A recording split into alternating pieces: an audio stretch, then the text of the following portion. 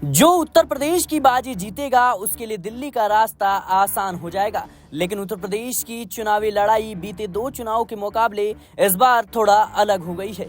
बीते चुनाव के दौरान जिस तरह से भारतीय जनता पार्टी गठबंधन को पूर्वांचल में चुनौतियों का सामना करना पड़ा था, वैसे ही इस बार पश्चिमी यूपी में नजर आ रहा है। एक नजर पश्चिमी यूपी की सीटों और बीते चुनाव के दौरान वहां के नतीजों पर डालते हैं। साल 2019 के आंकड़ों पर नजर डालें तो साल 2019 के लोकसभा चुनाव में पश्चिमी यूपी की 27 सीटों में से बीजेपी ने 19 सीटों और समाजवादी पार्टी ने 4 सीटों और बीएसपी को 4 सीटों पर जीत दर्ज हुई थी। जबकि साल 2014 के लोकसभा चुनाव में भारतीय जनता पार्टी ने पश्चिमी यूपी की 24 सीटों पर जीत दर्ज की थी। वहीं समाजवादी पार्टी ने 3 जीती, जबकि बीएसपी को इस चुनाव में एक भी सीट नहीं मिली थी। वहीं कांग्रेस दोनों चुनाव में एक भी सीट नहीं जीत पाई थी।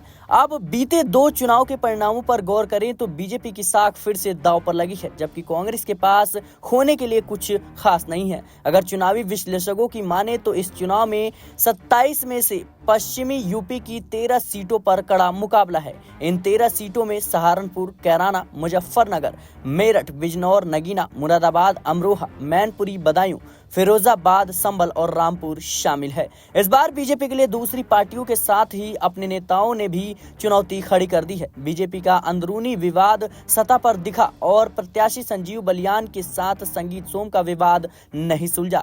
वहीं मुजफ्फरनगर सीट पर नजर डाले तो समाजवादी पार्टी ने जाट कार्ड चला था और हरेंद्र मलिक को प्रत्याशी बनाया था। अगर मेरठ सीट की बात करें तो भारतीय जनता पार्टी ने राम कार्ड चला और रामायण फेम अरुण गोयल को अपना उम्मीदवार बनाया था। हालांकि सपा ने इस सीट पर 3 बार प्रत्याशी बदला था। सपा ने अंत में सुनीता वर्मा को अपना उम्मीदवार बनाया, जबकि सपा के समर्थक असमंजस में रहे और मुस्लिम समर्थक नाराज बताए गए।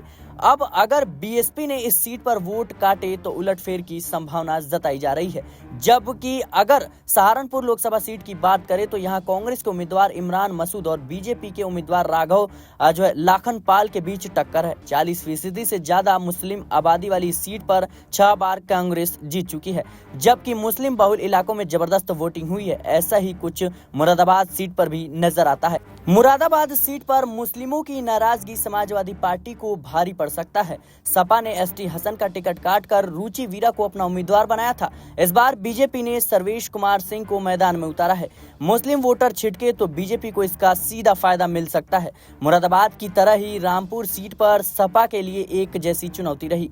रामपुर में बीजेपी ने मौजूदा सांसद घनश्याम सिंह लोधी को फिर से उम्मीदवार बनाया था, जबकि सपा ने मुहिबुल्लाह नदवी को उम्मीदवार बनाया था, जो आजम खान के करीबी नहीं है और इस सीट पर केवल 45% वोटिंग हुई है। यहां आजम खान के समर्थक वोटर्स नाराज बताए जा रहे हैं। अगर कैटर वोट कम पड़ा तो सपा को मुश्किलें हो सकती हैं। फिलहाल के लिए इस रिपोर्ट में इतना ही। देश और दुनिया की तमाम खबरों के लिए बने रहे नेक्स्ट 9 पॉलिटिकल बाइट के साथ।